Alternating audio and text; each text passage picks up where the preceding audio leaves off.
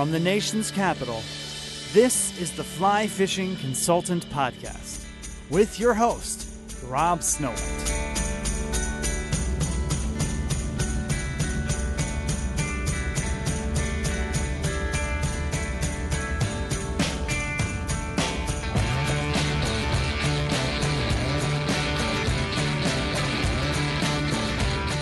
This is the 250th episode of my Fly Fishing Consultant Podcast. My name is Rob Snowhite, and this is my consolidated list, like Oprah used to have, of my favorite things.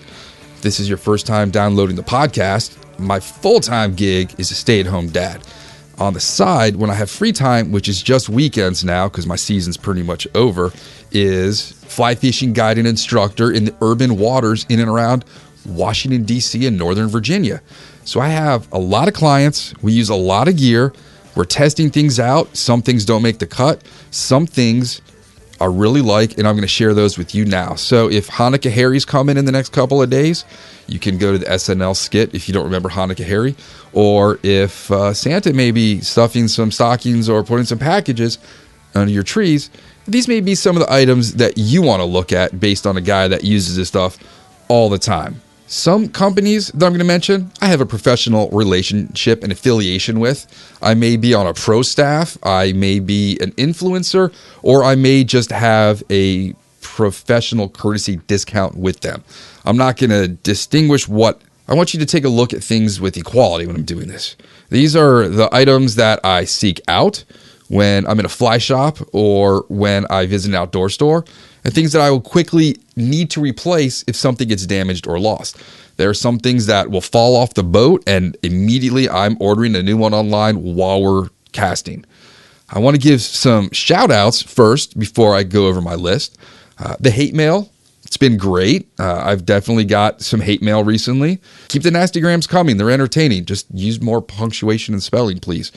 Andy O, he got some colorful Lake Erie, and when I say colorful, these things were beautiful. Lake Erie Steelhead just are prettier than Lake Ontario ones.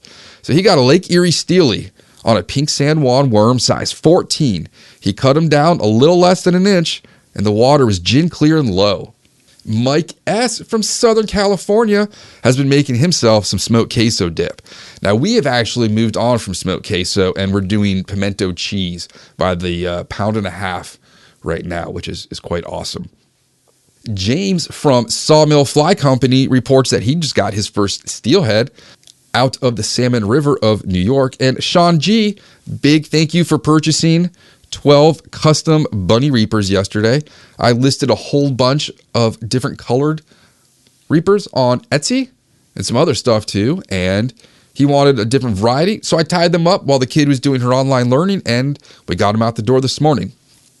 I'm going to break down now what I'm going to talk about. Apps, gloves, hats, sunglasses, hooks, beads, face masks, leaders, fly boxes, lines, miscellaneous, reels, rods, tools, tying materials, or just tying, vests, footwears, rain gear, snacks, sandwiches, shirts, pants and shorts, water bottles.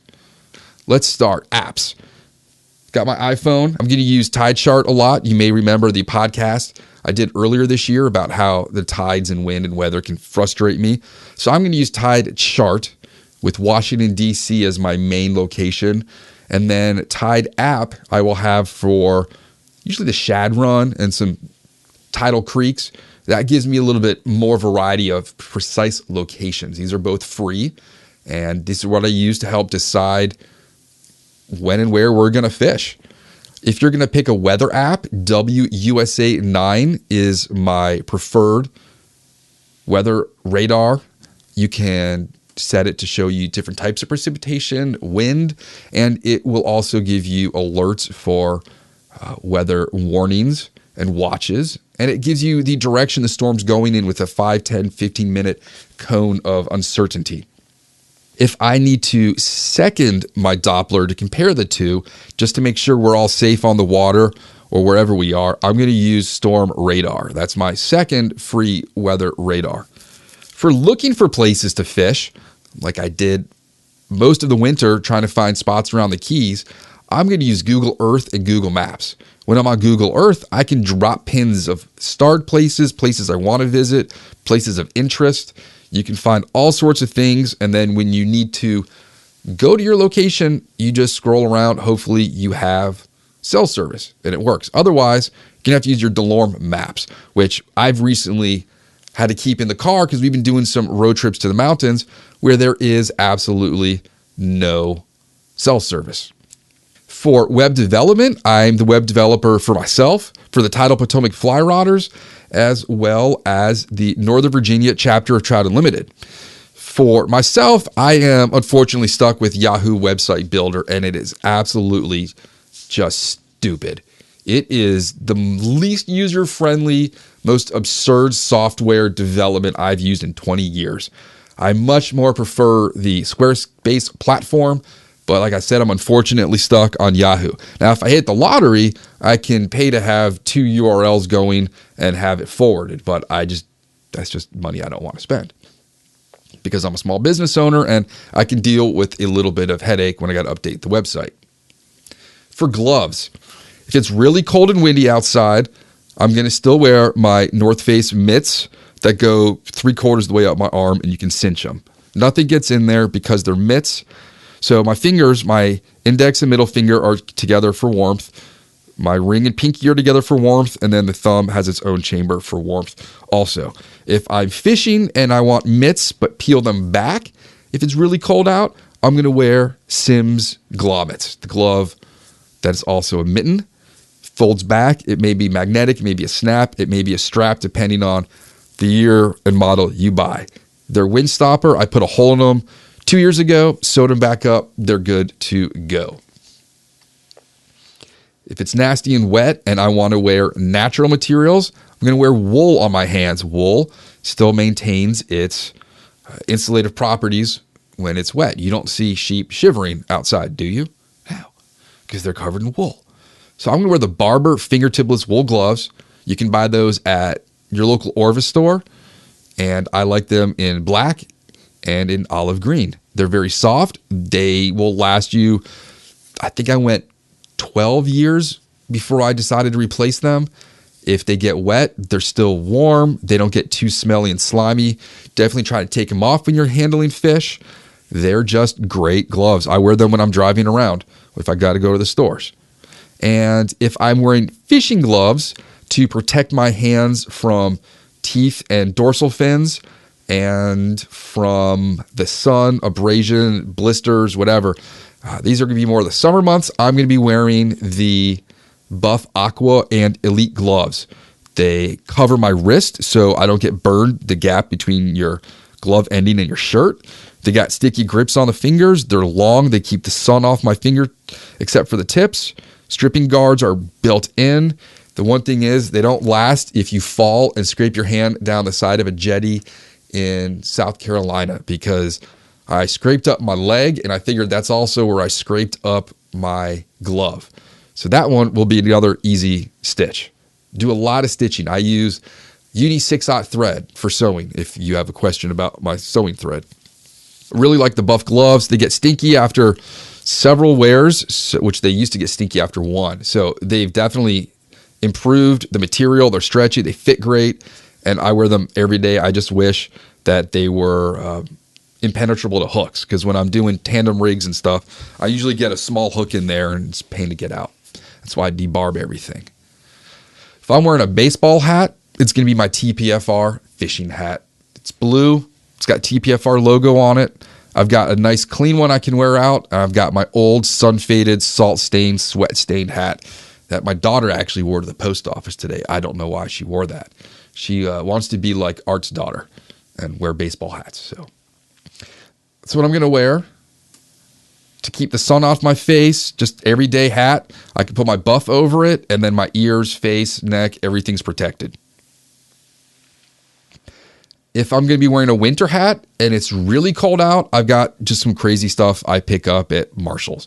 If it's a chilly day, if I'm in the house right now in the basement, just chilling, walking around, hanging out by the fire pit, I'm wearing my Buff beanie.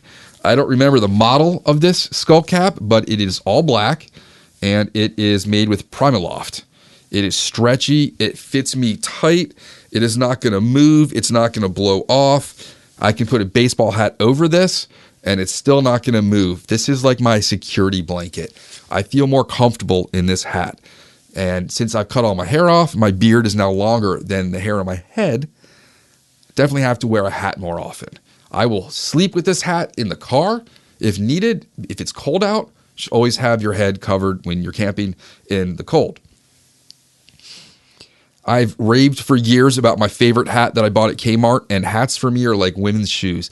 I've got a winter beanie hat for every occasion. Different sports teams, different wind occasions. This one has kind of replaced everything. It is my absolute favorite, and just go to Buff and look this thing up, and I really hope I don't lose this one. If I've had that one from Kmart for 14 years or 12, whatever, I can keep this one. Now, talking about losing things, people are always like, oh, I can't buy nice fishing glasses because I lose my sunglasses. How do you lose your sunglasses? Mine are around my neck, and when they come off, they go to a specific spot on a bar top in our house that no one's allowed to touch them. I don't want my daughter or wife looking at my Costas. I don't want them even acknowledging them. Because last year, somebody knocked a pair off, my yellow lenses, and they chipped. And I had to sell those on eBay and then buy a new pair. It was quite annoying. And the chip was exactly in front of my pupil. So my favorite glasses are my Costas. I absolutely love the amber lens with the green reflective coating on them. That is the 99%. I'm wearing that all the time. If it's dark, if it's rainy, low light, usually when we're steelhead fishing at the Potomac at night for stripers, I'm going to be wearing my sunrise yellow, and I'm wearing them all in 580G, which is glass. I do not wear plastic lenses. Plastic lenses are just going to get scratched and scuffed up, and it's just not worth it. I don't care if you think they're more heavy on your face, get used to it. Spend the money on your good glasses, and everything else, budget. That's my advice. My preferred Sunglass Retainer is made by a company called Hides, HIDE''S, and it is 2-piece. There is a chamois and a case built into the back. You can remove it. I have mine taken off and I lost it, but it's really soft material. I have them zip tied to my sunglasses so they don't come off. That's how I keep my Costa safe. If I'm car camping, it goes around the rearview mirror. In our old house, they would hang off the thermostat. So you can always hang them off something so they're not going to get damaged. Just take care of your glasses and everything else will be all right. When I'm tying here at my desk, I go through a lot of hooks. Lots and lots of hooks. I'm just tying right now just to think about other things. Pass the time while my daughter is working on the computer for school, in between cooking, late at night. And like I said, I'm putting a lot of stuff on Etsy if you want to buy them. So I'm going to start off with Saber brand hooks from flyshack.com. You can look up your brand name, and this is basically a generic. They will have the model on there. You can buy them by the 100 pack. They're usually about $7. They don't bend, they don't ding, they don't break. They're solid. I tied on thousands of them, and they are a high quality hook for that price. If I'm tying some bigger bass and snakehead flies, I'm tying on Matsuo worm and straight hooks. And these also are Matsuo Sickle Aberdeen hook, size 8. And they are perfect for absolutely little itty bitty buggers or some larger nymphs. The point on the Matsuo hook is so freakishly sharp that when I grabbed the handful of bunny reapers that Sean bought to bring them upstairs, 5 of them were stuck in my hand. Just the point, just hanging on my hand. They're so sharp. Be careful with them, but my goodness, it doesn't take much to stick that through the bass's membranous mouth. Daiichi Scud hooks, I use these a lot for nymphs. These are Daiichi number 1130, size 12, 14, 16. Just be careful when you open up that box. They're wrapped in a little bit of paper. It's just a hook model and brand that I've been tying on for years and years, and I trust them. That's it. High quality. You're never really going to get any rejects in there. For my clousers, I'm going to be tying on Gamakatsu BS10s. That is one of my all-time favorite hooks. And then the Orvis saltwater hook in, I think, size 1. Let's see over here. I don't even know where my saltwater hooks are. Saltwater hooks. Oh, here we go. There's actually some extra models. There's some extra models here. So BS10 Stingers, size 4, and then pre-sharpened Orvis saltwater hooks, model 9034, size 1. Super strong. I wish these came in, 100 packs. And then I also have Gamakatsu S as in Sam, C as in Charlie 1.5, size 1 for smaller shrimp and crabs, maybe some itty bitty clousers in the saltwater. I tied a lot of mini bait fish on those for that trip to Cape Cod a couple years ago. That's my saltwater hooks.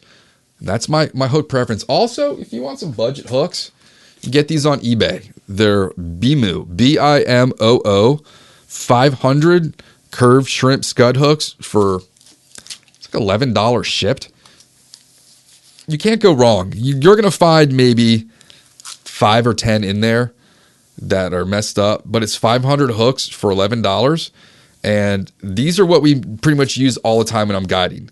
These are, so when I'm tying professionally for stores or for clients, I'm going to use, a Saber brand Scud hook.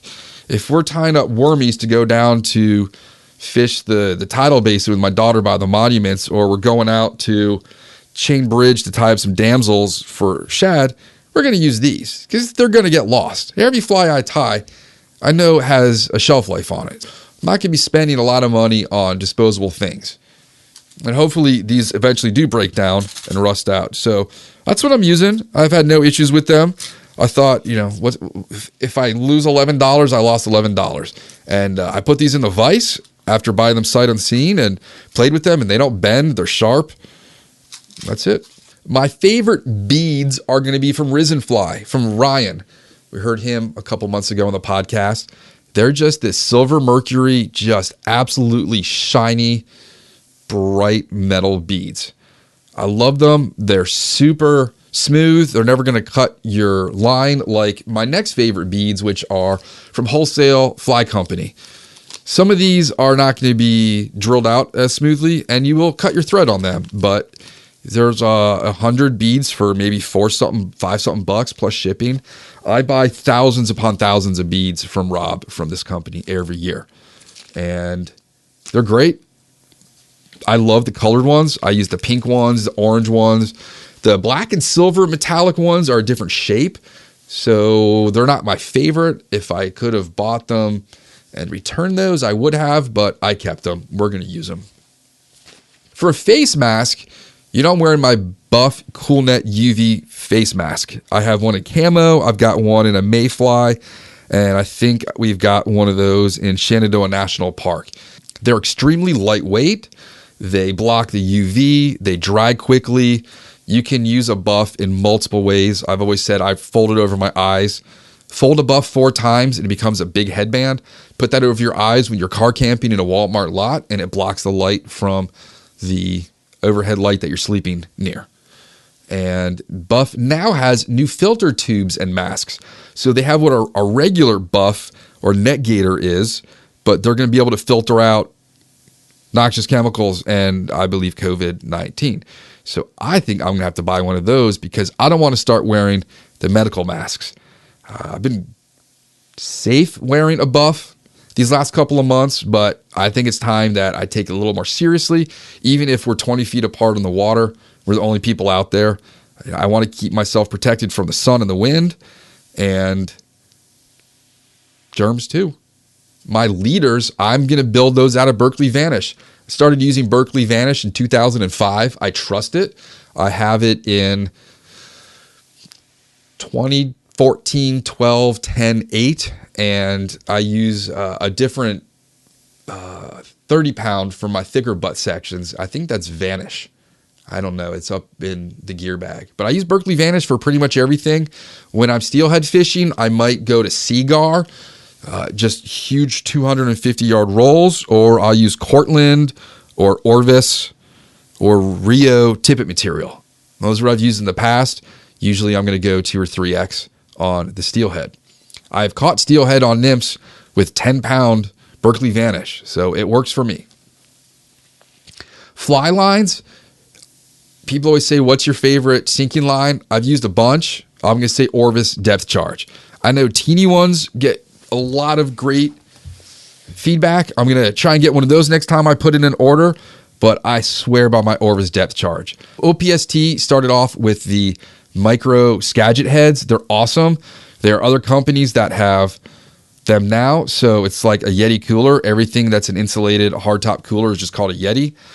There are plenty of very high-end name brand micro shooting heads, and then there are also some very inexpensive if you do your research. I've used them both. I like them both. I think it's really cool if you want to punch out a huge roll cast or overhand cast and not have to do too much work for it. These shooting heads will do it for you. Miscellaneous, Traeger. I can't say how much a Traeger has changed our life. Our food tastes just so much damn better. That Thanksgiving turkey was ridiculous.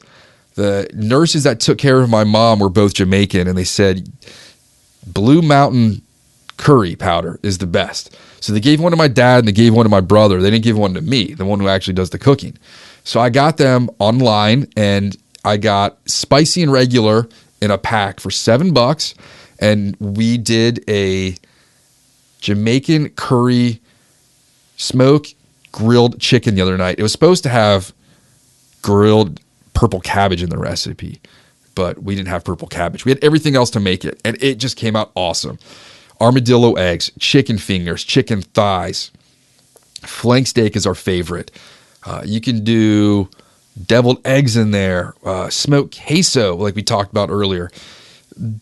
Just the way it cooks and flavors your food and puts flavor in it that an oven and a normal grill won't, just makes it probably my favorite thing out there. And it's just awesome. Our solo stove is another thing that we are just constantly using. We use it enough that we actually bought wood for the first time ever. I've always gone out and just cut up pallets or found stumps on the side of the road or gone into the woods to hunt my own firewood. But we use the solo stove probably 4 nights a week right now. And we just use a butane blowtorch to get some newspaper going. And then there's some sticks. Every windstorm we get, there's more branches on the ground. And then it goes. And we sit by that all evening. It's amazing how the technology of it is rather simple, but no one really thought of it till then. And if your firewood is small and is not above the rim, there's not going to be any smoke once you get your fire going. And the coals at the end are so damn hot. They're elevated above ashes, so there's oxygen flowing. And you can absolutely, everyone's like, why don't you grill on that? I'm like, I got the Traeger, man. We're going to cook on the solo stove. But my Titan one, which I'm jonesing to go camping and use it at our campsite and on the riverbank to warm up, my daughter is obsessed with that. She will sit there for 2 hours and just feed it sticks. We work on different ways of lighting fires, sizes of kindling, how to order your kindling to start a fire, how to start a fire with one match. So she's getting some training, and she loves to roast hot dogs on it. It's just awesome. It's cool. It's tiny. It puts off a hula hoop size area of heat, and it fits in its own kettle and stuff sack. And all the solo stoves are portable. They cool off extremely quickly, and you can put them in their stuff sack with or without the ashes. Throw it in your car and go somewhere else. They're portable. This LED light that I have over my desk is absolutely insane. When I light that thing up, it is, you don't want to look at it. You're going to see just 2 white lines in your eyes forever. It's like the Mandalorian episode with that woman who has the swords. No spoilers. It looks just like that. These things are crazy bright. This was on Amazon. We were going to get one to bring to Beer Tie, but Beer Tie ended with COVID as soon as I figured out this lamp. And it's so bright, I got one for the laundry room, which used to just have a 30 or 40 watt bulb hanging up. And we didn't realize how gross that room was until we turned the light on in there. It's amazing. You can actually see what's in the dryer now. Other favorite things of mine are going to be my Patagonia Duffel Bag. You can wear like a backpacker over the shoulder. I'm really only allowed to bring one bag to my in-laws, and that's the bag we pack. My wife has one in mulberry or purple, and we can take absolutely everything in that. Computer gear, clothing, shoes, bathroom kit bag, whatever, for 4 to 5 day trip. Absolutely love it. I want to get her the one with the wheels, but she's in a different job now, so she no longer is going to be traveling if she could travel. And another awesome thing is the Tech Mat, Techmatte car phone mount. It is a magnetic mount, so it's a suction cup that sticks to your dashboard. It does melt and run down your dashboard, but I'm willing to put up with that because there's a magnet that's adjustable on it for different angles. And then there's a little sticky piece of metal that goes on your phone case. And you just put this in front of it and it sticks. Vertical or horizontal. And I'm on my third one. My father-in-law's taking them. My wife is taking them. So I had to get my own. Fly rods. It's been a bad year for breaking rods. I tell you that. But the rods that I've been using when I'm fishing myself, the Risen ITB 6-weight, I caught my huge, beautiful steelhead on Christmas on it last year, and I just caught 2 huge blue catfish on Veterans Day on an articulated curly tail streamer, and I just tied a couple in purple and pink and put those up on Etsy. I was dead drifting them under some structure, and I pulled out a catfish that went from the butt to the first stripping guide. The rods are inexpensive. They bend great. I love the slow action of the ITBs, and that's what I keep on me on my day off. I have a Douglas rod. It's the lower end one. If I'm picking up a 5-weight to go out with clients, I'm usually going to pick up that one first. It's got a nice reel seat. It's lightweight. It has a matte finish to it. It's not shiny or reflective, and I just like the way it casts. I got out recently on Columbus Day weekend and caught myself a brook trout in the mountains of Virginia on my Orvis Tippet 3-weight. It is the 7-foot 3-inch 2-piece rod that I would say should be buried with me in a casket. I have loved catching small and big fish on that rod for over 20 years now. I absolutely love the slow action of it, the lightweight cork reel seat. It's a work of art, and I really love fishing that thing. I just don't get to fish it that often. And for my travel and just local urban rod is the Orvis 7'11" 8-weight. It packs down super small. I can fit that in a day pack. It handles some big fish. That's what I caught all those snakehead on earlier this year in June on the Rappahannock, and it's a beast. I can roll cast with it. I can shoot line. I can do whatever, and it gets it done. It's a short rod. It's tournament length size for bass tournaments.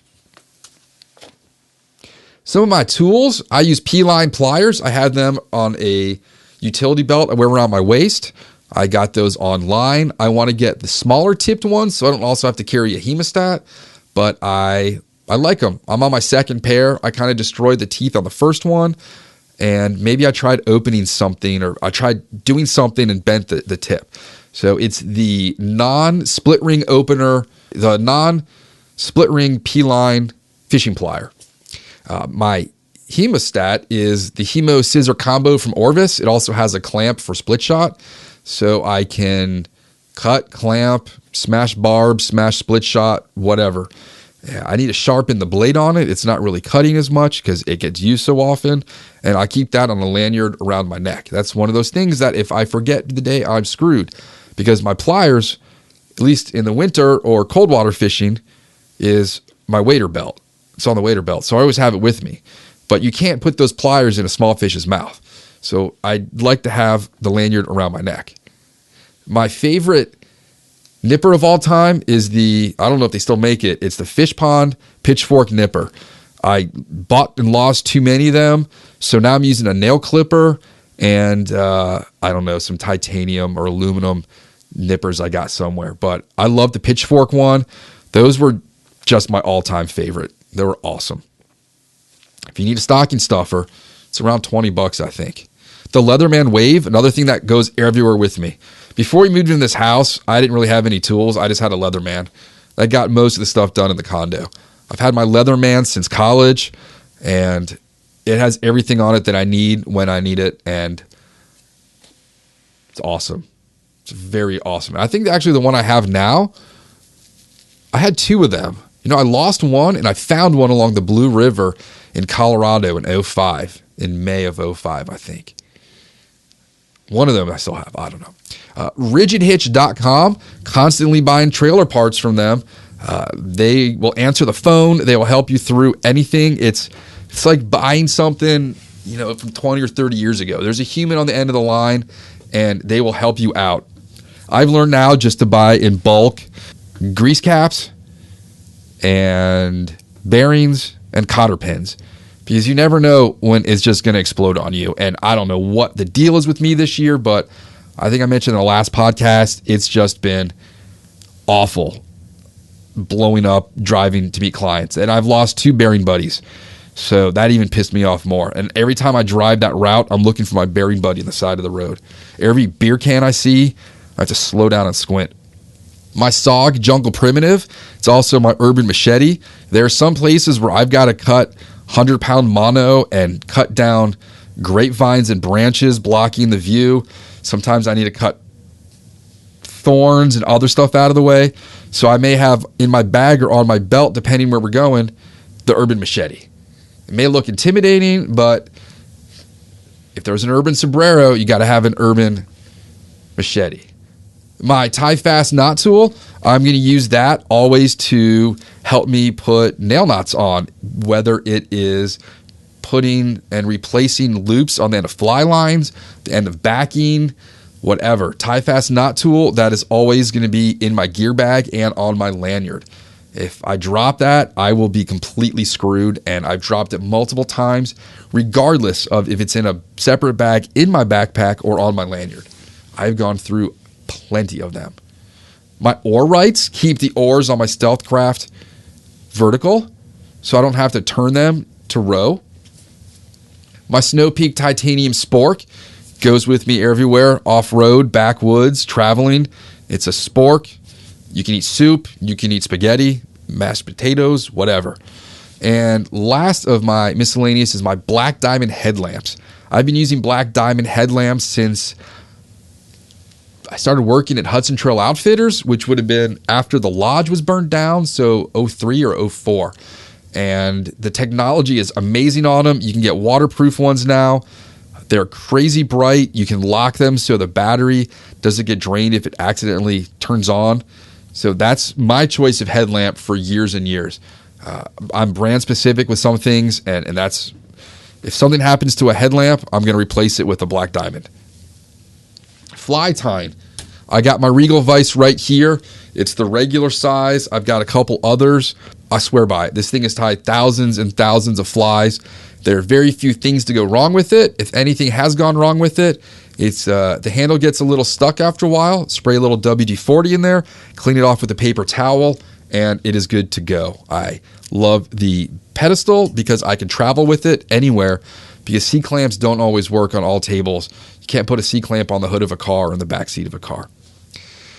My Pat Cohen scissors, I don't know what size these are. They're not any special ones. These were a gift from Sam Looper, and these will probably outlast me. These are probably the best scissors of any kind I've ever come across. These are awesome, and I just wish he made them in narrow tips. My preferred bobbin is going to be made by Griffin. The one I prefer has a little sticky rubber nub where you hold it over the brass part. I've been using Griffin bobbin since Grizzly sold me my first bobbin in 94 at the old Angler's Lie in an apartment in Cherrydale, Virginia. And I like my right bobbin for I prefer the shorty ones. That's going to have 6/0 thread on it, and that's what I'm going to use for my damsels and nymphs and smaller things. I enjoy my Loon Scissors. I have 2 pairs of these large ones now, and the tips don't even meet. I had to put foam on the inside of the scissors to, I can't even explain it, but basically it makes the handles larger so the tips meet. If you drop them, they're going to ding and dent and bend. I have 4 pairs, and none of them, the tips meet. I don't know what it is. I sent them back, and they're just janky. Maybe it's me. My daughter uses one of them upstairs in her school office. She had a squishy toy, and just to tell you how sharp these Loon Scissors are, and I put one through my finger yesterday, and it still hurts. She dropped a squishy ball on it, and it exploded all over her office area. So Loon, I love them. They're super sharp. They feel great in my hand. I just get frustrated with them. My heavy fly tying thread, 210 Danville. Chartreuse, pink, black. I've got orange and white, but that's what I tie most of. My preferred ostrich plume for the snow white damsel is made by Wopsy. If I'm driving by a fly shop, I'm going to stop in and see if they have large chartreuse ostrich plumes. Korean scrub yarn, that stuff is just awesome. It's dirt cheap. It comes in a myriad of colors, and you can make the easiest woolly buggers to like an Estaz bug to whatever you want. You can braid it. You can furl it. The stuff's just crazy. And I'm actually going to Lotte maybe today or tomorrow to get some stuff. So I'll check to see if they have any more. Pat Cohen's Ultra Suede swatches. They're 4x5. You cut your own. Use his scissors. They cut it like it's butter. And you can stencil out and cut out whatever shape you want with those. And then you can dye them or marker them up. Pat prefers to dye them. Estaz, I can't get enough Estaz in every color. I wish I had it in 100-foot yard cones like they have at Tight Lines at the fly fishing show. Just love Estaz. It's high quality, durable, bright. It's absolutely made for fly tying. I use Loctite gel super glue. That's my preferred super glue. And I use Rainey's float foam for Chernobyl ants and my frogs. Uni 6/0 in chartreuse black and red for my smaller flies. River Road Creations, they make the wooden handled cutters for foam. You get a little hard rubber cutting board, and if you call them up, they will custom make you one. So I have Chernobyl ants in 3 sizes and foam beetles, but I wanted something to make my scorpion bugs with. So I called them, and I sent them pictures, and they fabricated for me exactly what I wanted, and now I can cut out bodies for my scorpion bugs. I sell them online, so you can buy them, and that's just one of the all-time greatest bass flies I've ever come across. Just super cool guy. He was awesome. Like old-fashioned, he answers the phone. When I'm tying shad jigs, it's eagle claw, regular bend, minnow head, size 4. Intruder shanks, if I'm putting a bead on it, I'm going to use OPST, and then I'm going to use Flymen for the other 2 types. Just those are going to be my hobos, mostly, in large and small. I'm really only just tying hobos now. They're easy and they work, and they're not intricate, and I really enjoy tying them. If I'm coloring flies, I'm going to use, specifically the Ultra Suede, I'm going to use Stained by Sharpie. I'll use Stained by Sharpie and the Prisma pens for coloring zonker strips and other things. But if I need a color fabric, it's going to be Stained by Sharpie. They're almost like calligraphy pens. They got a great tip to them. You can buy them in a 5-pack. My daughter took the pink one and I lost it. For Marabou, Hairline Blood Quill pack. You got to pick them out in person. That's my favorite Marabou. I absolutely love the Flymen double barrel popper heads in all sizes. I did a whole popper YouTube video earlier this year where I went into depth about them. Crystal Flash Chenille. You know, Estaz is my first love. Crystal Flash Chenille gets it done for me. Purple, chartreuse, red, coppers, browns, whites, olives, peacock, black. I have a whole wall of it up there. It's awesome. I use a ton of it. The best dubbing twister you're ever going to find is by OPST. It's simple. It's heavy. It doesn't roll off the table. I keep it on the cup of my tie wheel so I don't lose it. Tie wheel's another awesome thing. Didn't think I needed it when I was presented with one at ICAST. I was like, look, guys, I got my Regal. It's got these little holes in it. They're like, nah, man, get one of these. I got it. I love it. For my worms, puffer balls, 5 Below, wiggle worms. That's what they're called right now. Wiggle worms, you get maybe 1 to 2 dozen per puffer ball. They're like $3 to $5 at 5 and Below. My preferred and favorite UV epoxy is going to be Solar Ez, and I prefer the orange medium flow in the small bottle, and I prefer the clear Bone Dry as my head cement, or I use it as glue also, underneath things. I don't care for the black. It's just too viscous. It's like ink you would fill an old-fashioned pen with, and it just runs too fast before I can work with it, and it gets all over me. So I love Bone Dry. If you're using any kind of head cement or lacquer, switch it to Bone Dry. You get a rechargeable LED light from them, and you will change your fly tying. It is the best head cement material you'll ever come across. I buy bead chain in bulk online. That way I never have to worry about running out of it. Of course, I couldn't find one, so I bought like 300 feet of it, and then a week later I found the spool in my travel tying kit. It's great. So now I have got probably 400, 500 feet of bead chain for my damsels. And Renzetti Tool Caddy. I bought that at the Yellow Breeches Fly Shop 20 years ago, and it's moved everywhere with me. I travel with it. It carries just about everything I need, from scissors, emery boards in case my fingers are brittle, bobbins. I've got picks in there. I've got a retractable scalpel. I've got 4 or 5 types of scissors, spring-loaded scissors, hair scissors, tweezers, dental pick. Just everything's in there. Zuddy's leg puller. Another awesome thing, Zuddy's leg puller. Can't tie poppers without it. Vest. That's it for fly tying. My vest, my favorite thing is my Patagonia Downs vest. I wear it. Actually, I bought it to wear in the house because I'm always so cold, and wear it everywhere. I absolutely love it. Do not sit in front of a gas fireplace with it too close. It will melt or catch on fire. I don't remember. I just remember smelling something and turning around quickly and seeing feathers everywhere in the air. And Patagonia graciously replaced it for me. It was not my fault. My cousins didn't even know that their heater got that hot, and I don't think they use it anymore because it would have burned the kids that day if they had gotten close to it. It may have been malfunctioning.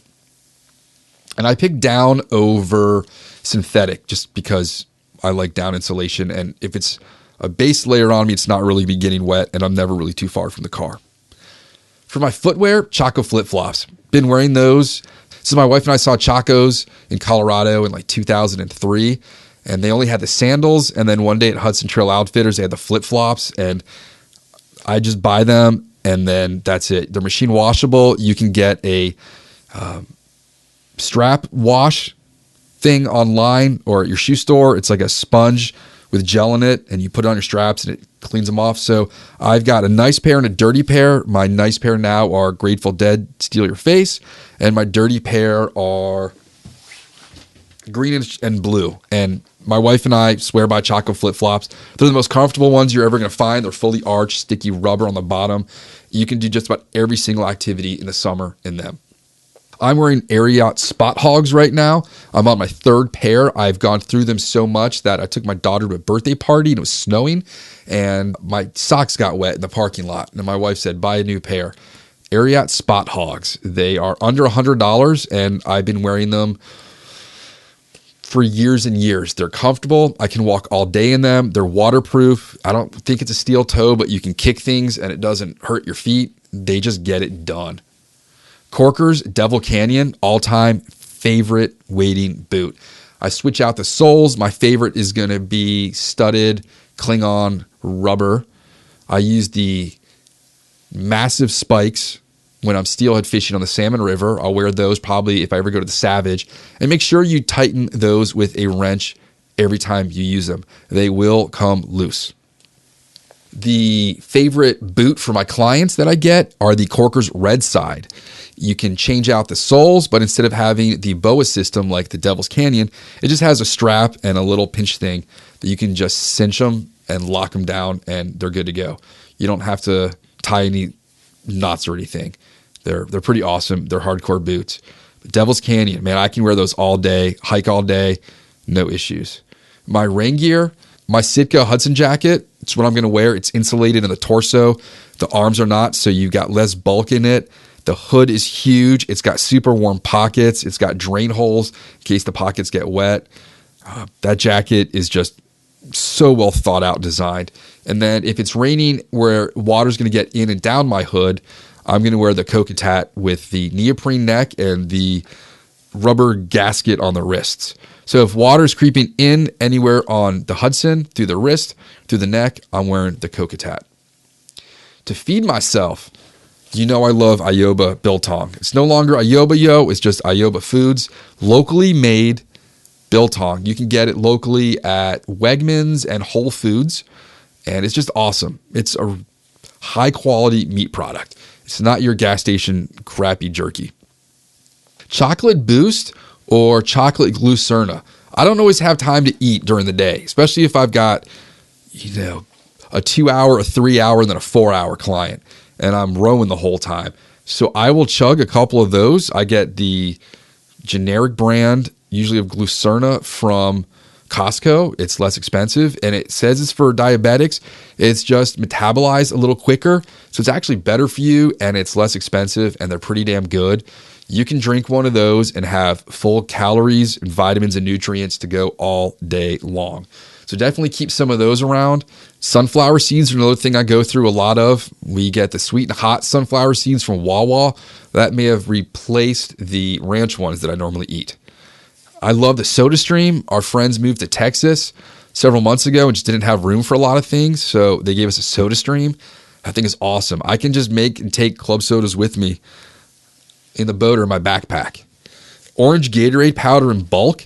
I drink a lot of powdered Gatorade. I wish they made grape in non-low calorie, but 1 scoop of orange Gatorade in a 32-ounce Nalgene with some cold water is going to keep me going. That's one of my all-time favorite drinks. Rob's son got pissed that when I made it for him, it didn't taste like bottled Gatorade that he's used to. And I said, well, that's because it's diluted. You put another scoop in it, and then you see how much sugar you really have. He didn't want it. And my last favorite food item is going to be Lidl brand tater tots or hash browns with Montana Mex Red Shake on it. That Montana Mex Red Shake is awesome in grits. It's awesome on tater tots and hash browns. You can get that at Whole Foods also. My sandwich is Wawa. Going to see my mom those last couple of weeks. It was pretty rough. Nothing like a sandwich to cheer me up. Was hitting up Wawa a lot. We're going to go on the way to my dad's house, which sounds weird saying now. So we're going to my dad's house tomorrow, and my kid and I are going to stop and get Wawa on the way. And then she'll just do her online school when she gets there on his Wi-Fi. She has 95 minutes for lunch break every day. It's awful. Shirts. Patagonia Tropic Weight Hoodie. I got those for the trip to Key West. I wore them all summer. They have thumb holes. They go all the way down to your wrists, so when you meet your buff gloves, there's no exposed skin. They're super lightweight. They dry quickly. They don't really stain. I'm a messy dude. I'm getting dirty in the boat with mud and, grease from bearings. There's a hood on it, so when I've got the hood on, baseball hat, and buff, I am good to go. Sun protected. I absolutely love my Fly in the Flats shirts. Really, no long sleeve t-shirt has ever fit me or been more comfortable. You can't get them anymore.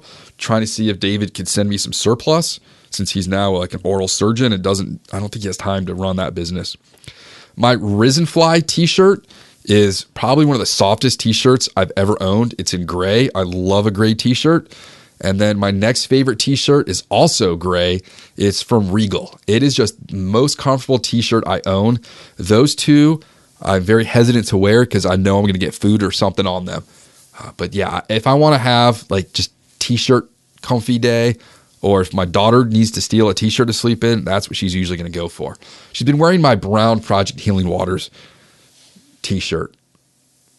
Stretched it out really bad. It was super comfy, but I can't wear it. I can't wear anything with a stretched neck. And then my Custom Ink hoodie. Custom Ink is a local printing company. They also did my koozies. They made local neighborhood Rutherford hoodies. So I wear that all the time. I'm wearing a wool ski sweater now, but I would be wearing that if I didn't pull out of the wash today. My pants and shorts and under things. I'm going to wear silk weight Patagonia black long johns basically from September through the end of April. If it's below 50 degrees, I'm going to be wearing them. I wear them in the house. I'm just always cold. My insulation's in my belly, not in my legs. So I'm cold. And that means I have to wear extra long underwear if I'm going into cold water because this is how I normally am. Love them. They last so long. I just sewed up the crotch on a pair. That must have been 6 or 7 years old. Stitching came undone. That's one thing Patagonia does not repair. I send shirts back to them and they fix the zippers. I got such old... I don't really need to buy new gear because the stuff I'm buying that I'm endorsing here is what lasts. That's why I'm endorsing it. You've heard me talk about my favorite pants. It's Meyer, M-I-E-R. Meyer men's hiking cargo shorts, quick dry, outdoor nylon with 6 pockets. Those are the shorts I got. I wore them all the time in the summer. They fit me better than any shorts I've ever owned. I used to wear these Chaps khaki shorts from flat front khaki twill from, what's that store down there? Kohl's. I used to wear those every day, and then I replaced them with these, and I'm never going back. I'm going to just throw all the old ones in the donation bin up the street. I told you that I also love their cargo pants. So a couple years ago, I slipped, ripped the crotch open on my Bass Pro Shop favorite pants from the knee to my crotch. So I had to hide kind of going back to the parking lot and I had to look for new pants. I ordered these on a whim on Amazon. They are stretchy. They have built-in double knee pads. They have a built-in belt and security safety pockets, and they quick dry. So the pants I wear are the Meyer men's quick dry pants, lightweight stretchy nylon. They have built-in knees. They have security pockets with zippers. They come with a belt, stretchy quick dry, double knee. It's awesome. The problem is when I wear these and I jump in and out of the boat or go wet wading, they get wet and heavy, and then it goes under my flip-flops into my heel and gets stuck. So I found that Meyer makes a capri. It's labeled as Meyer Men's Quick Dry 3/4 Cargo Capri Pant Stretch Outdoor Hiking 6 pockets. They are awesome. I told you before, I don't care if I look goofy. They cover me from the sun. They're stretchy. They're quick dry. I can jump in and out of water. And I think that dude capris should be marketed at fly shops, just like I think those vests with the electricity in them for warming you up should be in fly shops. But I don't sell things from a fly shop. I sell flies from home. Those are my pants. That's what I'm going to wear all the time. My favorite water bottle is made by Swell. I can fill that with ice, top it off with water, and as long as it's not in direct heat, it will keep my ice water painfully cold. And that's my first go-to water bottle before I start drinking out of the Nalgene's and before I go to the big jug water I'll take with me. It's painfully cold. You know, when I came back from London, the first thing I wanted was just throat-piercing ice water. Like straight from the glacier, and that's what I got. And if I'm drinking ice water in the house, I'll fill that thing up, and the ice cubes will last 3 or 4 days. It is ridiculous. So that's my list of the favorite things that I'm using and abusing. If you have any questions about them or need pictures, hit me up. I look forward to more people checking in with their fishing stories, and we'll see how things go. So get your stuffing stocked, get your latkes fried, and I'll be in touch with you later. So this is episode 290. 10 more to go, and we're going to break a record. Thanks for downloading. You can hit me up at robsnowhite.com. And remember, there's only one W in Snow White. Thank you for joining us for the Fly Fishing Consultant Podcast. For more information or to contact Rob, please go to www.robsnowhite.com.